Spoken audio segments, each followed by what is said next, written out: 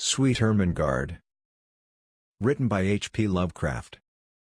Chapter 1. A Simple Rustic Maid. Ermengarde Stubbs was the beauteous blonde daughter of Hiram Stubbs, a poor but honest farmer bootlegger of Hogton, Vermont. Her name was originally Ethel Ermengarde, but her father persuaded her to drop the pronomen after the passage of the 18th Amendment, averring that it made him thirsty by reminding him of ethyl alcohol. His own products contain mostly methyl or wood alcohol. Ermengarde confessed to 16 summers, and branded as mendacious all reports to the effect that she was 30. She had large black eyes, a prominent Roman nose, light hair which was never dark at the roots except when the local drugstore was short on supplies, and a beautiful but inexpensive complexion.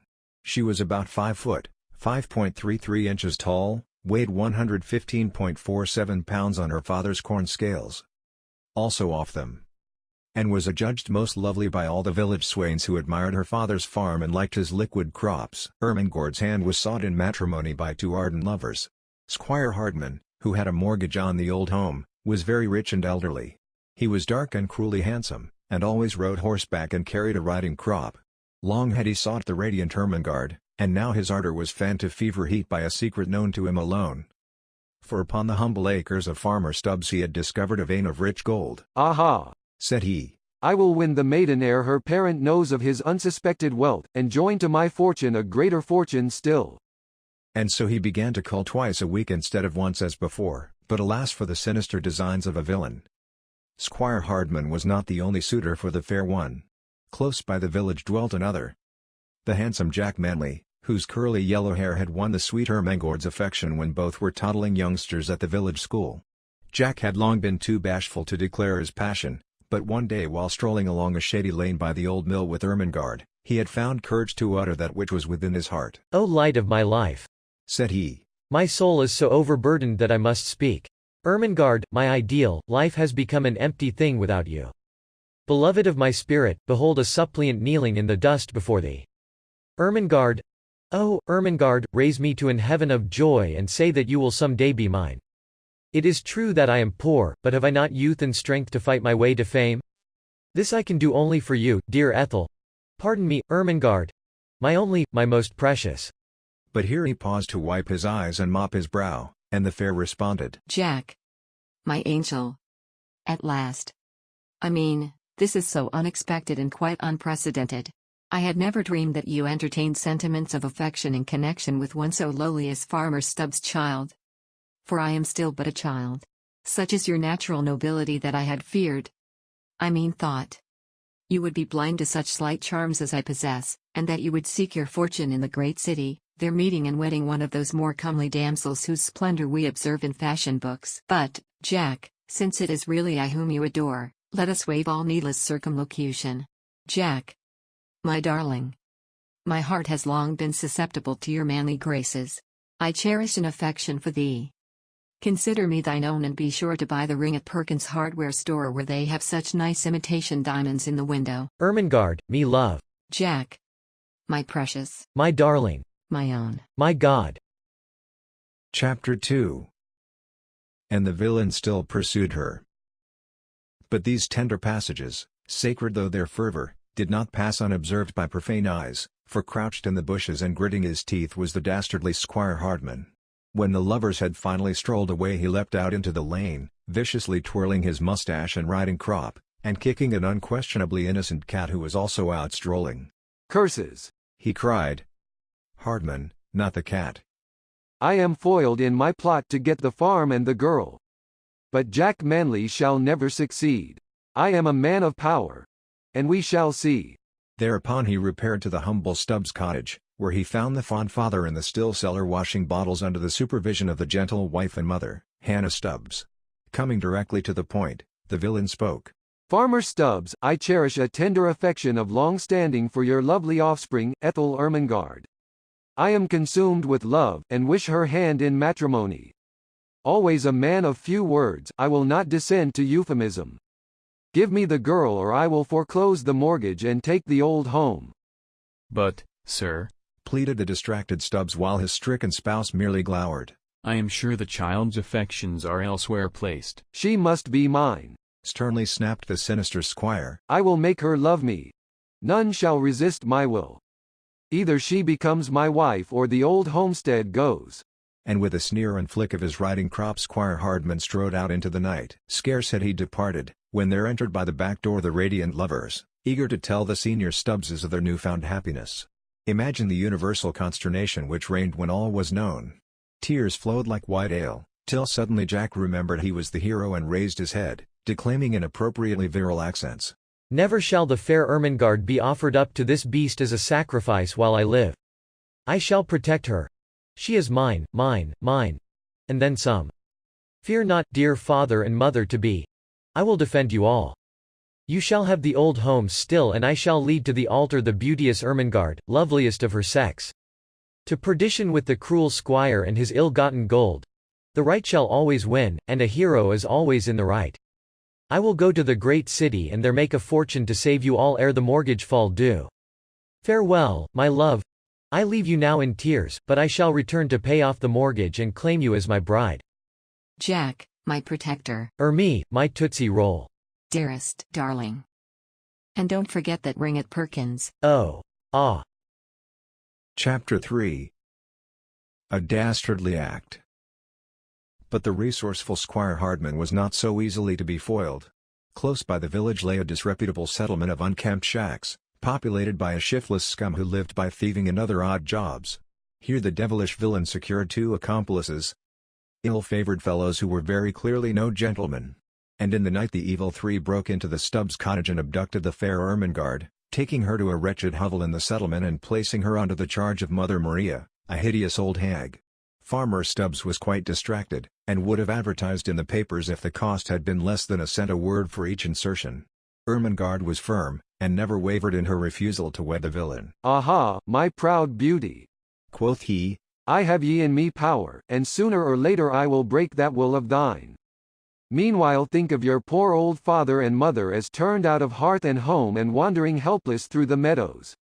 Oh, spare them, said the maiden. Never. Ha ha ha ha. Leered the brute. And so the cruel days sped on, while all in ignorance young Jack Manley was seeking fame and fortune in the great city. Chapter 4. Subtle Villainy. One day as Squire Hardman sat in the front parlor of his expensive and palatial home, indulging in his favorite pastime of gnashing his teeth and swishing his riding crop, a great thought came to him, and he cursed aloud at the statue of Satan on the onyx mantelpiece. Fool that I am! He cried. Why did I ever waste all this trouble on the girl when I can get the farm by simply foreclosing? I never thought of that. I will let the girl go, take the farm, and be free to wed some fair city maid like the leading lady of that burlesque troupe which played last week at the town hall. And so he went down to the settlement, apologized to Ermengarde, let her go home, and went home himself to plot new crimes and invent new modes of villainy.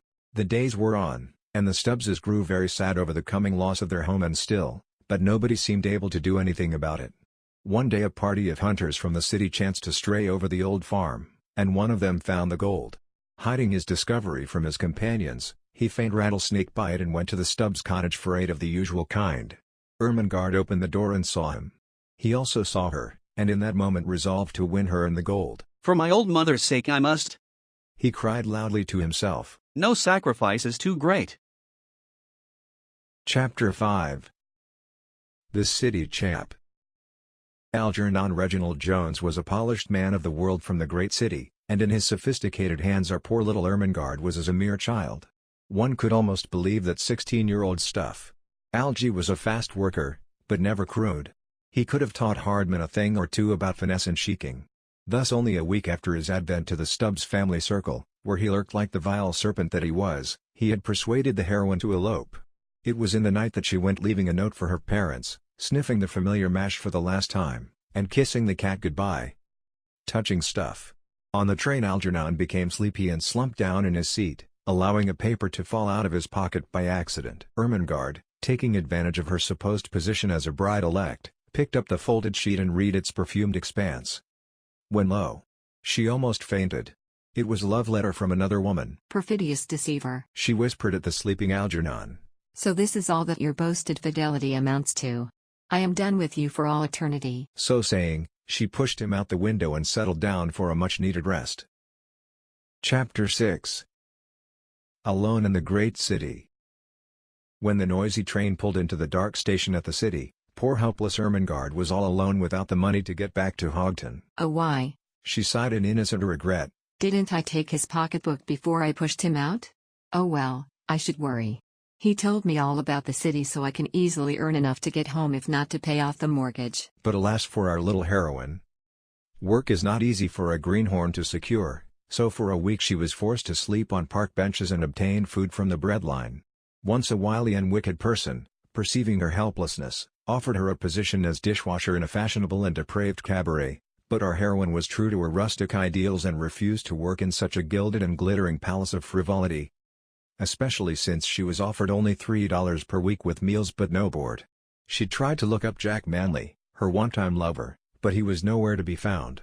Perchance, too, he would not have known her, for in her poverty she had perforce become a brunette again, and Jack had not beheld her in that state since school days. One day she found a neat but costly purse in the park, and after seeing that there was not much in it, took it to the rich lady whose card proclaimed her ownership.